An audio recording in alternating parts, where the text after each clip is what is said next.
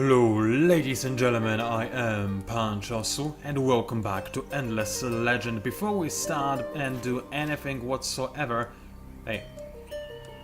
Alright. Before we start and do anything whatsoever and before our units change their mind in regards to how they want to walk towards the enemy, I do need to stress out one thing. Do you remember the faction creation competition that I probably talked about in the past and I also tweeted about and whatnot? Yeah, all the entries are now closed, which means that right now, when you're watching this videocast, it's probably the voting time.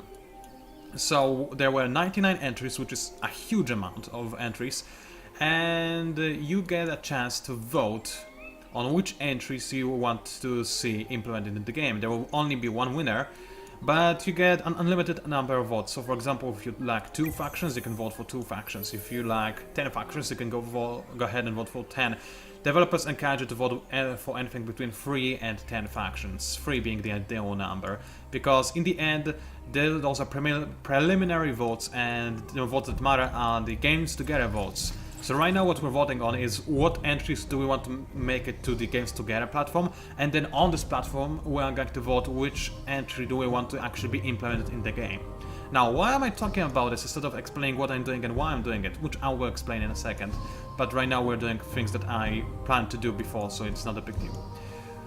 Well, actually, now that I think about it, let's buy out the borough streets.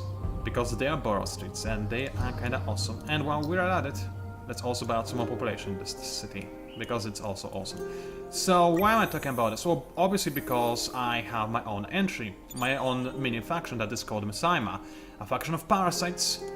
And yeah, I would really love it if you could help me make it reach the game. I'll probably maybe even post another videocast about it.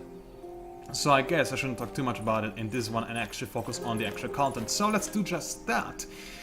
Ladies and gentlemen, Delos is going to fall back into my hands in a few short moments. Now, before I attack the city, there is a high probability that the elves, also known as mad fairies, also known as the wild walkers, do not actually have any defenders in Delos. It is entirely possible that those guys are the only army nearby and that there's nobody stationed in Delos. Even if there is somebody, however, I still expect myself to be able to wipe out the entire resistance of the enemy's forces, which sounded really wrong grammatically speaking, whatever. So, before I do conquer the city, there's one thing that I need to do. When you go into my empire screen, you can see that I can actually activate 3 out of my luxury bonuses. And I can only do it now, because as soon as I recapture my old city, the cost of activating those luxuries will actually increase back to 25. Now, what does that mean? I'll simply not be able to use them. So I can use them now, and then their effects will last for several turns, and they will affect all of my cities, including the newly conquered one, because those are empire bonuses we are talking about. As such, I do need to activate as many of them as possible right now. Question is, which ones do I want to activate? Well, there's no point in activating Glass Silk whatsoever, because it simply doesn't do anything right now. The defense mechanics are not really fully implemented in its final form, if they are implemented at all, like that is. So there's no point in activating this. I mean, I could, but I'd rather have it here just because I like looking at the image. So what else do I have that is activatable? Well, I've got the Moonleaf, which does increase my science production, and I will gladly go ahead and activate it. And now my cities are going to give me a very nice chunk of science beginning this turn, actually. And this will last for 10 turns in all my cities. And now, what I can also do is, actually before I activate it, show you that I also have the blood crystals, which seemed kind of worthless at the time I got them, true, but now they actually can go into effect, because I'll do a lot of warring, I'll fight the wild walkers, I'll have to fight the necrophages as well, and as a result I could use all the attack possible to actually make those fights relatively easy for me, even though I am already destined to win, obviously. So yeah, activating that as well, and this should provide me with a very nice boost to all my offensive capabilities. So let's assault the city, and it's going to have reinforcements, but it doesn't have anybody in the city at the start. So I think I can go into auto battle, and this should be a very easy win. I barely took any damage, so the game was actually fair in this regard for a change. And Delos is mine again. It does feel like, oh well, first of all, it's unhappy. Those spoiled brats, for some reason, even though it's supposed to be content. Whatever, I can deal with that. So what do I want to do with the city? Well, there isn't much useful there isn't much value in doing anything in it, but it is my city and I want to make it as awesome as possible. Also, it is my source of glass steel, so I also do want to keep it for yet another, for this reason as well. And I'm being broken loads, and broken loads, in my opinion, I still stand by my statement that they are very good expansionists. So the more the merrier. So what do I actually want to implement in the city? Well, no rivers are nearby. I can make it my way towards them, however, which is exactly what I want to do. So I'll go ahead and buy out the borough streets and gain access to the river tower, as well as just have more income in general. And in fact, I have enough dust to just buy them outright and start using them. So first things first, let's move the population. It will make it cheaper, yes or no? 263, and that is 263. So no, it doesn't make anything cheaper. It only matters if you actually focus on producing something, if you already started producing something, not if you are about to. So let's buy out borough streets. And let's buy out more population as well, why not? 4 population is going to be relatively nice, or just nice in general, not just relatively nice. And why does it say that nothing is queued up in the city? I don't know, I don't think it's a big deal, but it's slightly worrying. Anyway, let's start working on dust dredger, because as soon as this borough street is completed, I'll also go in over here or here, or just flat out here, and thus gain access to even more river towers, giving me more dust and all of the other goodness, which I would love to actually benefit from.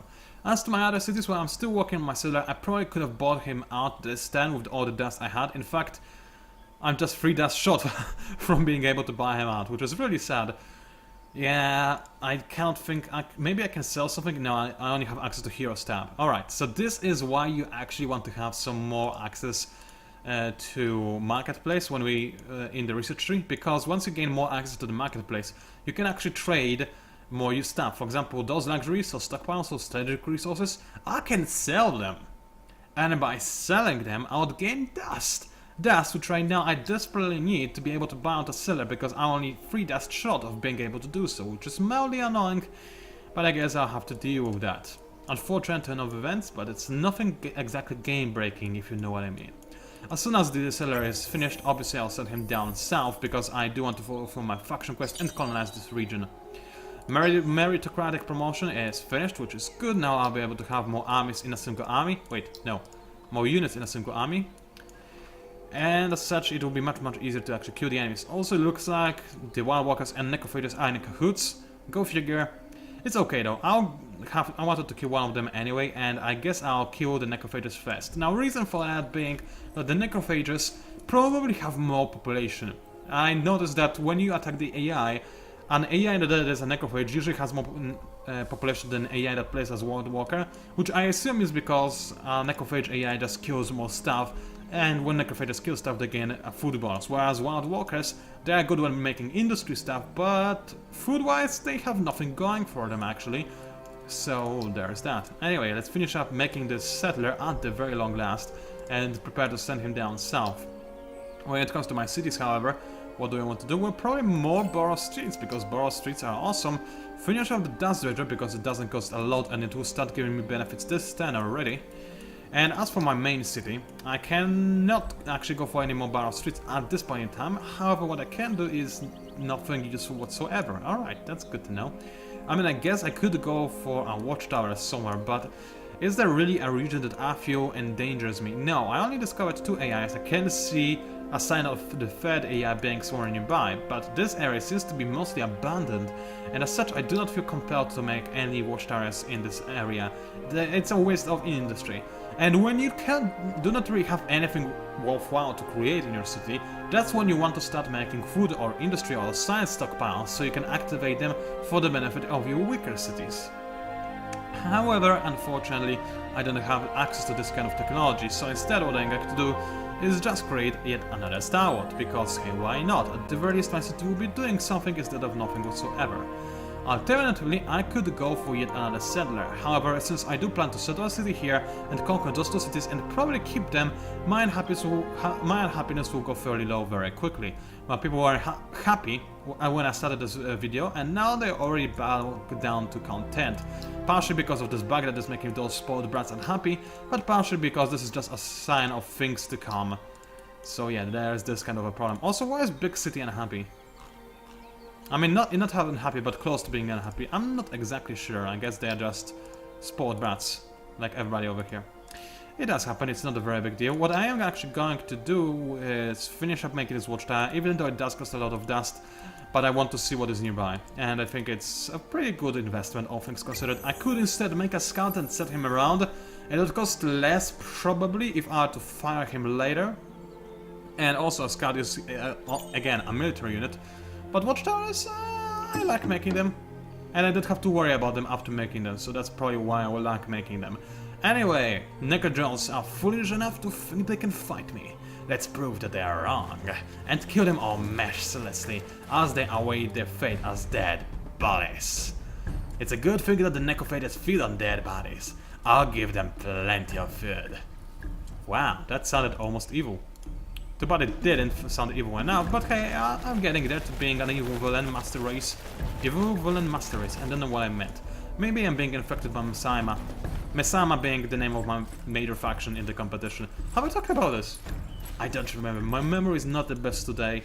Keep in mind, I'm still actually sick, I do not feel well at all. You cannot tell because it's mostly my stomach area-ish that is affected, not my head area.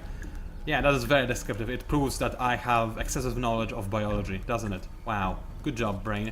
Anyway, let's move forward with my Dust Bishops. I'm pretty sure that I have shown you the strategy before, which isn't really worth calling a strategy, it's just making sure that I can heal as many targets as possible with a single Dust Bishop Volley. Yes, it's true, I do endanger my Dust Bishops, but those guys do not have any bonus against the support units, because support units, they're support, they're not specialized in anything. It's how to specialize against something that isn't specialized, if you know what I'm saying.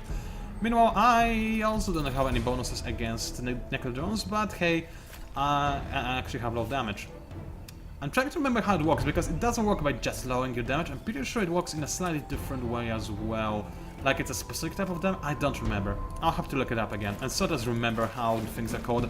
I cannot wait for the game to actually have access to this. Anyway, those guys actually have Flying Slayer and Ranged Slayer for some reason, and my other guys do not. I'm not entirely sure why, but I'm sure there's a valid reason for it, which I simply overlooked. Anyway, my Stalwarts are taking a little bit of damage, and they are not actually being healed by my Dust Bishops as of yet, but don't worry, they will be in the future. And one Necro-John is dead already, and actually its death was enough to heal my Stalwarts, which is very good. I would rather not have those guys dying if at all possible, because they are very good cannon fodder type of thing. Yeah, it shows how much I value my frontline units. Hey, they are frontline units for a reason. There's a reason why the phrase cannon fodder has been invented. Yes, it's not the nicest of phrases. Other than again cannon fodder, it sounds kinda delicious, all things considered. And it's coming from a person that is sick. So yeah, cannon fodder. New food coming to stores near your home, right about now. For only $14.99 you can eat this delicious power of whatever it is. Man, what is wrong with me? I don't know. I guess I'm just being weirder than usual when I'm sick. That's probably what it is happening right now. Anyway, this battle is most assuredly going to be our 1-1. I wanted to go into manual just to make sure that it is indeed going to be the case and that I'll in fact heal instead of take damage.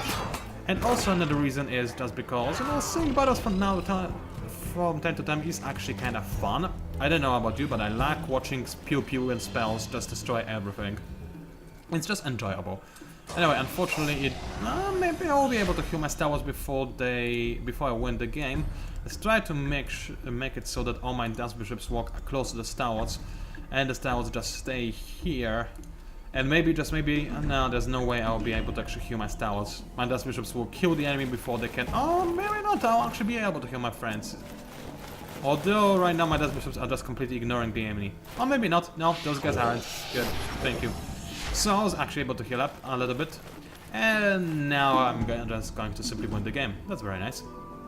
Not the game, the battle, but it's pretty much the same thing, all things considered. Alright, so now with this army gone, I feel safer. I know that my flank is secured, and I can just safely go ahead and try to invade the enemy city, which is exactly what I'm going to do.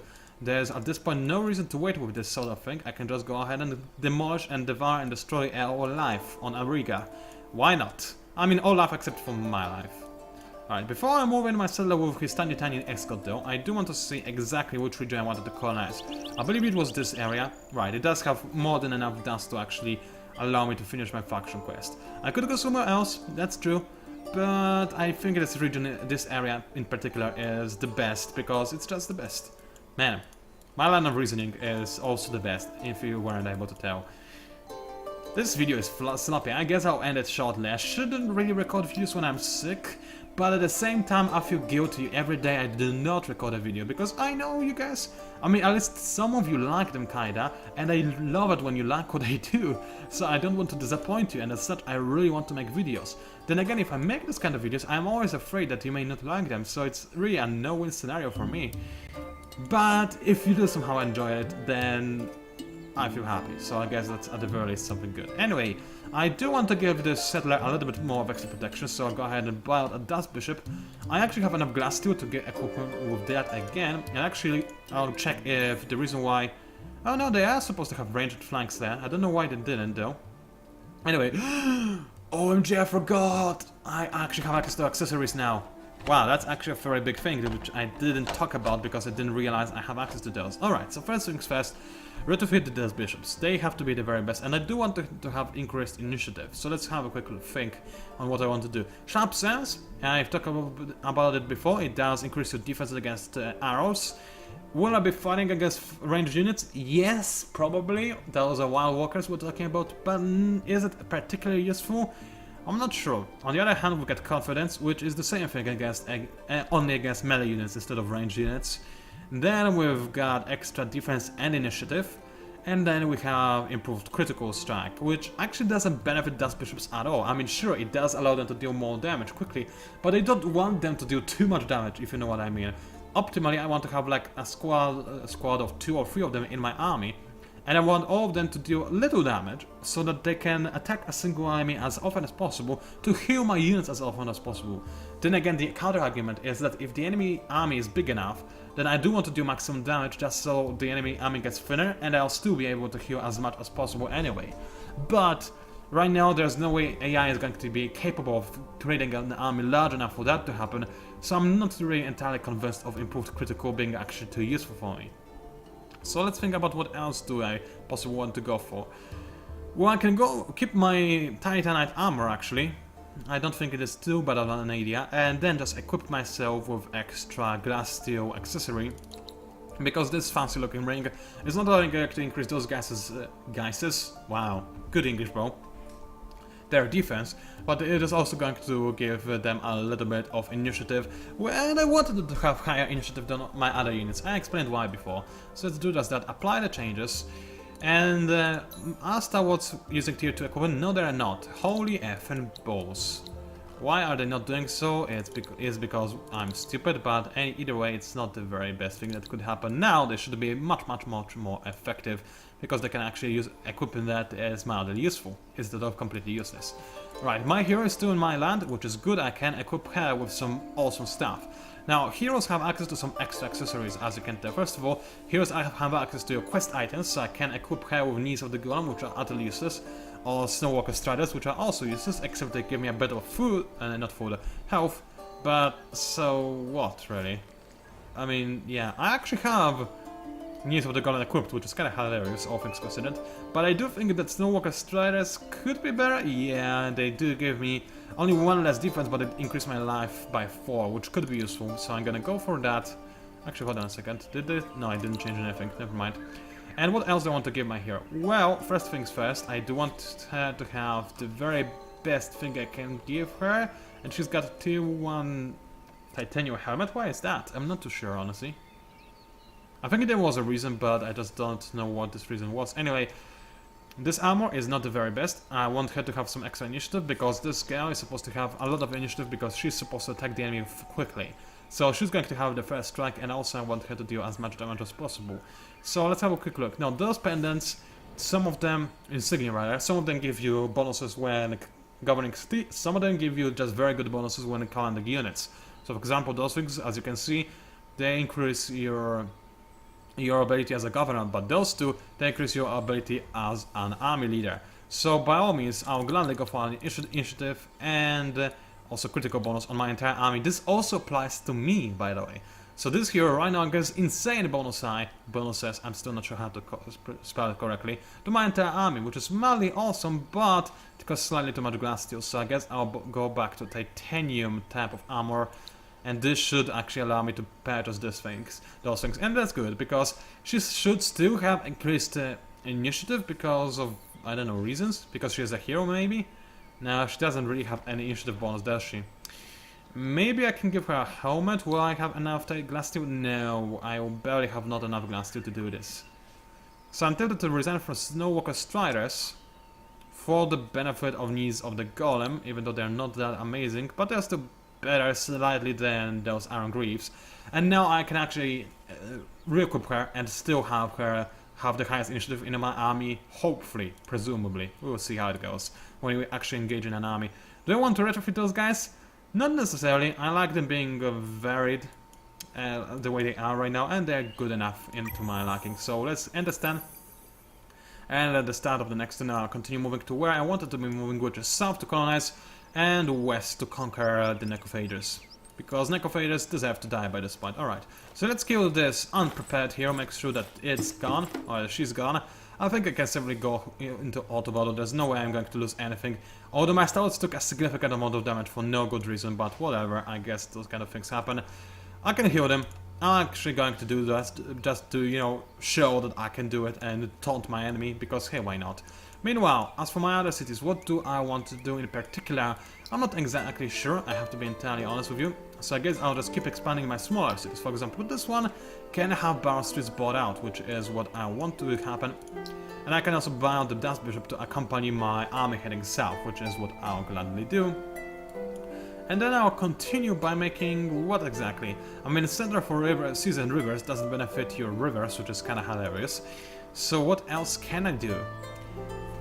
Nothing useful. I guess I'll just go for Stalwart just because, you know, I have nothing else to do that is actually any good. But, thing that I almost forgot about, but I don't want to actually forget about, is that my hero that is governing my city can also be equipped with something that will increase my dust gain. Which actually requires me to have a lot of glass steel, which I do not have. Well, that's a little bit of a bummer. I guess it would take me 4 extra tests to have enough glass steel. Yeah, I only do have 1 glass steel extractor. No, I have 2. So it would take me 2 tests to actually be able to equip my hero with a pendant that gives me a lot more dust per population in my city, which is great, especially since now it's winter, which lowers my dust gain, which is not optimal. But it's okay. Alright, the enemy attacked me. Unfortunately, I'll have to go into manual again, because as we've seen before, the AI has no idea whatsoever how powerful my army is compared to its own, so dumb things are bound to happen. As such, I am going to go into manual mode, and I'm going to make sure that the enemy dies in the most horrific way possible and imaginable. Now, during winter, does the battlefield change a lot?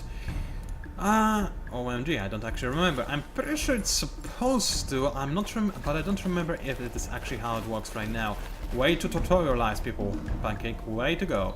Anyway, let's ready up. I like the setup. I'm just going to go right into the enemy's faces, and I'm pretty sure... I think that, yeah, winter should slightly... No, it doesn't look like it affects your battle skills at all. I'm pretty sure that your battle skills are separate from your other skills. Just because, you know, for example, the best example is that there are the Kazanji demons. You should remember those guys. They are the awesome fire-eating guys. And those guys actually, for whatever reason, on the battlefield, I mean outside of the battlefield, on the world map, they have an amazing movement of 5, was it? 4? Either way, they have a lot of movement. No, more than 5, like 6. Either way, they have more movement than average units, but on the battlefield they have a movement of 1. So they can only move 1 square at a time, or rather hex, which is kind of strange and interesting. I mean, you would think that flying units can be rather fast, unless they're so heavy that they can barely spend themselves in the air and they have very little strength when they're doing so. But then why would they fly if they can just walk? If it's less tiring? You know, there are some things that you can wonder about. Either way, Kazanji demons are awesome, and all I was trying to say is that you shouldn't think that things that happen outside of a battlefield were also going to happen on the battlefield, because things could be very different any day of the week. Anyway, Necrodrons are trying to make a very pathetic attempt to surrounding my army, which is obviously going to fail because I can just go ahead and kill all enemies with little to no punishment, since I can just heal up everything I own for profit. Also, it's good to know that my stalwarts were retarded enough to actually step down from an amazing heal location which had a high ground above all other enemies, and instead step down and attack somebody from low ground. Guys, I'm proud of you, truly. I should have told them to actually, you know, what's the name for that? Hold the ground, that's the name I was looking for. But I didn't think they would be this retarded and actually walk out of this position. I mean, why would they? They had targets right next to them. Oh well, things like that do happen, I guess, but now the enemy has a high ground advantage, which is annoying, and I'm going to take a considerable amount of damage as a result, which is really not that great. Not at all. Either way, you guys just focus fire on whatever you want, honestly. Right now, it doesn't really matter all that much. You also focus on this, everybody focus on this guy. Those guys don't interest me too much, so let's do just that. I should have told... Really? Whatever. I should have told my Daspicious to move over there, but then again this would be a waste, because as soon as my Star Wars decided to move again, I mean, they should have, because I told them to attack this stack, and they had the first initiative, so it was my fault for not realizing this is what they would do. But still, those guys are kinda hilarious in a not really amusing way. Also, I didn't actually notice that there's still an Necrodrone alive over there, which is kinda hilarious. Poor guy. He was just pretending to be dead, and I almost missed him. He almost saved his life by pretending to be dead. But my hero had keener eyes, so she saw him, or he saw him, and finished him off. Well, that's a very sad story that I just told you. Either way, the battle is about to be won. Hopefully my Star Wars will make a brave charge at the enemy ranks, and are going to bravely take some unnecessary amount of damage, because hey, why not? They did heal up a little, I guess, that's good for them. Either way, the battle is won. And on the next turn, or maybe on this one. No, I think it's on the next. On one of those turns, I'll actually be able to take over the enemy city, which would be awesome. Meanwhile, I'll still continue specking into no other hands. Now, you may be wondering, why am I doing this? That's because a fairly late faction quest for the Broken Lords will require you to have a level 8, I believe? Yeah, a level 8 Das Bishop. My guys are currently level 5 elite, and the higher level they are, the more difficult it is for them to level up. And it is very difficult to complete this particular quest I'm talking about as a result. So, in my opinion, when you're playing as the Broken Lords, it's fairly important that you do spec into no idle hands as soon as possible, just to make sure that you have this one Das Bishop that is on level 8, because you need him, you really will. Alright then, let's heal up my units to full health, because why not, and take over the enemy city. So let's start the siege, assault the city and see if there's anybody defending it. There was none. I can now assimilate a new faction. Who can I assimilate? Kazentria, Silix, or Arrakis. I do not actually remember who I was unable to assimilate before. Either way, this town is taken, nobody was defending it, which I guess means that Necrodrones were dumb enough to actually march out of it. I mean, then again, they attacked me, whereas if they stayed in the city, they wouldn't be able to attack with all their units at once. But look at that! Very bad with 75%. Okay, that is a bug, but I'll take it since my other city is also bagged, so it kind of makes up for it. And also, look at the amount of population. That's exactly what I was talking about. Whenever you conquer a necrophage cities, they have a ton of population. Still, those guys are not meant to be fervent, so as a result, they are being fervent, which increases their production of food by a ton, and I'll simply not put anybody on production as a result, just to make sure that I do not gain too much benefit from that. My empire probably is still in content, so it doesn't matter too much that those guys are fervent when they're not supposed to be. They still have 75% approval either way, which is significant. I'm not sure why. For some reason, they're really happy that they have been conquered. Anyway, there's some delicious wine over there, so let's go ahead and extract it. And then let's make some bar streets, because for some reason those guys were too dumb to make those. But let's do it in the next video, because this one is not particularly long, but I do not feel the best. And I just want it to be out on the web as soon as possible, and I want my next one to be much better. So the more opportunity I leave myself to make the next video better, I have no idea where I'm going to do this. Anyway, thank you very much for watching, and if you somehow managed to enjoy this video, guys, then please do like and comment, and also please do check my faction submission, because I would be so happy if it made it to the game. Anyway, thank you for watching, and I'll see you online.